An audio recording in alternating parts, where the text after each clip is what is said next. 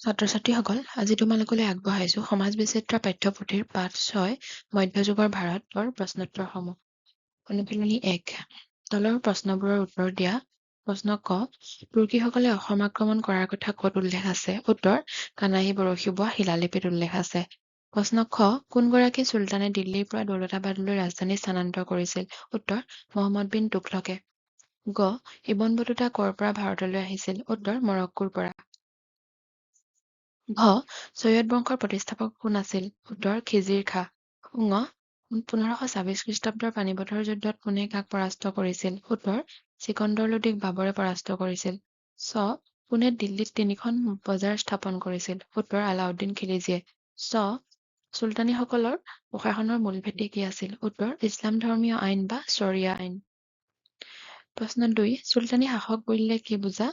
চুলতানী শাসনৰ উল্লেখযোগ্য ৰাজবংশ কেইটা কি কি? উত্তৰ, ১২০৬ খ্ৰীষ্টাব্দৰ পৰা ১৫২৬ খ্ৰীষ্টাব্দলৈ ভাৰতত তুৰ্কী আফগানসকলৰ কেইবাটাও বংশই ৰাজত্ব কৰিছিল। এওঁলোকৰ ৰজাসকলক চুলতান বোলা হৈছিল। এই ৰজাসকলৰ শাসনকালক চুলতানী শাসন বোলা হয়। চুলতানী শাসনৰ উল্লেখযোগ্য ৰাজবংশ কেইটা হৈছে দাহ বংশ, খিলজী বংশ, তুগলক বংশ, ছৈয়দ বংশ আৰু লোদী বংশ। প্ৰশ্ন ৩, কুতুবুদ্দিন আইবকে প্ৰতিষ্ঠা কৰা বংশটোক কিয় দাহ বংশ বোলা হয়? উত্তৰ, পূৰ্বতে এগৰাকী দাস আছিল বাবে কুতুবুদ্দিন আইবকে প্ৰতিষ্ঠা কৰা ৰাজবংশটোক দাহ বংশ বুলি কোৱা হয়। প্ৰশ্ন ৪, মহম্মদ বিন তুগলকক কিয় জ্ঞানী মূৰ্খ ৰজা বুলি কোৱা হয়? উত্তৰ, মহম্মদ বিন তুগলক প্ৰজাহিতৈষী আছিল যদিও তেওঁৰ আঁচনিবোৰ বাস্তৱ পৰিকল্পনাৰ অভাৱত বিফল হৈছিল। হুৰমূৰকৈ লোৱা তেওঁৰ সিদ্ধান্তসমূহৰ বাবে দেশৰ অৰ্থনীতি ক্ষতিগ্ৰস্ত হৈছিল। তেওঁক এনেবোৰ ঘটনাৰ বাবে জ্ঞানী মূৰ্খ ৰজা হিচাপে জনা যায়। প্ৰশ্ন ৫, চুলতানসকলৰ প্ৰশাসন ব্যৱস্থাৰ এটি চমুটোকা লিখা। উত্তৰ, চুলতানী সাম্ৰাজ্যৰ সীমা প্ৰতিটো ৰাজবংশৰ শাসনকালত বঢ়া-টুটা হৈছিল। উত্তৰ ভাৰতক সামৰি এক বৃহৎ এলেকা বৰ্তমান পাকিস্তানৰ কিছু অংশ এই সাম্ৰাজ্যৰ অন্তৰ্ভুক্ত আছিল। এই অঞ্চলসমূহ শাসন কৰিবলৈ চুলতানসকলৰ সুসংহত প্ৰশাসন ব্যৱস্থা আছিল। চুলতান আছিল সৰ্বোচ্চ ক্ষমতাৰ গৰাকী। তেওঁলোকৰ প্ৰশাসনৰ মূল ভেটি আছিল ইছলাম ধৰ্মীয় আইন বা শৰিয়া আইন। প্ৰশাসনৰ বাবে প্ৰশাসন ব্যৱস্থাটো বিভিন্ন ভাগত ভাগ কৰা হৈছিল যেনে ধৰ্ম আৰু ন্যায়, সামৰিক, ৰাজসভা আৰু ৰাজপ্ৰাসাদ, দাতব্য আদি। প্ৰতিটো বিভাগৰে একোজন বিষয়া আছিল। আটাইতকৈ উচ্চ পদবীত থকা বিষয়াজনৰ নাম আছিল ৱাজিৰ। তেওঁৰ দপ্তৰ বা বিভাগক দিৱান-ই-উজাৰত বোলা হৈছিল। শাসনৰ সুবিধাৰ বাবে চুলতানসকলে সাম্ৰাজ্যখনক কিছুমান অঞ্চলত ভাগ কৰি লৈছিল। এই ভাগবোৰক ইক্তা আৰু ইয়াৰ অধিকাৰীক ইক্তাদাৰ বা মুক্তি বোলা হৈছিল। মুক্তিসকলে চুলতানৰ ইক্তাবোৰ পৰিচালনা কৰাৰ বিনিময়ত দৰমহা হিচাপে কৰ সংগ্ৰহ কৰিব পাৰিছিল। চুলতানী আমোলত ৩বিধ কৰৰ ব্যৱস্থা আছিল: উৎপন্ন শস্য, গৰু, ম'হ আৰু ঘৰ-বাৰীৰ বাবে দিবলগীয়া কৰ। অনুশীলনী ২, প্ৰশ্ন ১, তলৰ প্ৰশ্নবোৰৰ উত্তৰ দিয়া। ক, মোগল সাম্ৰাজ্যৰ প্ৰতিষ্ঠাপক বাবৰ কাৰ বংশধৰ আছিল?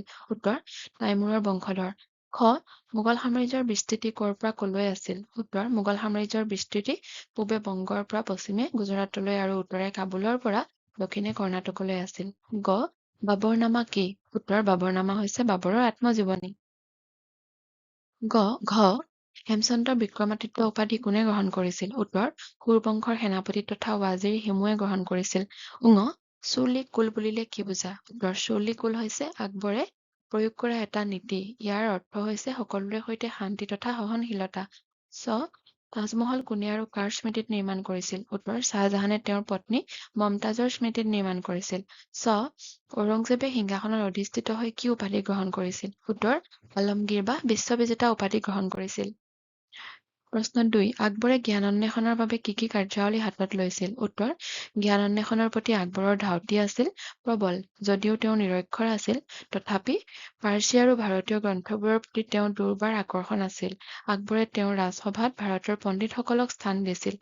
মহাভাৰত, ৰামায়ণ, ভাগৱত, গীতা আৰু পঞ্চতন্ত্ৰৰ দৰে সংস্কৃত ভাষাৰ গ্ৰন্থ তেওঁৰ পৃষ্ঠপোষকতাত পাৰ্চী ভাষালৈ অনুদিত হৈছিল।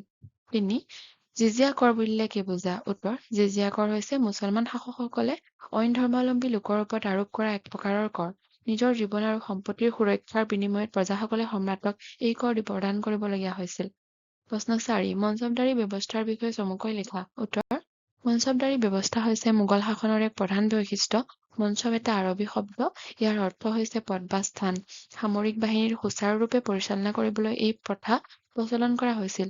মনচবদাৰসকলে সামৰিক আৰু অসামৰিক এই দুয়ো ক্ষেত্ৰতে প্ৰয়োজনত ৰজাক সেৱা আগবঢ়াব লাগিছিল। তেওঁলোকৰ নিয়োগ আৰু পদোন্নতি সম্ৰাটে নিয়ন্ত্ৰণ কৰিছিল। তেওঁলোকৰ পদ বংশানুক্ৰমিক নাছিল। প্ৰতিজন মঞ্চবদাৰৰ পদমৰ্যাদা বুজাবলৈ জাত আৰু সৱাৰ নামৰ দুটাকৈ পদবী দিয়া হৈছিল, যাতে মঞ্চবদাৰসকলৰ পদস্থান আৰু সৱাৰে তেওঁলোকে নিয়ন্ত্ৰণ কৰিবলগীয়া সৈন্য সংখ্যাক বুজাইছিল।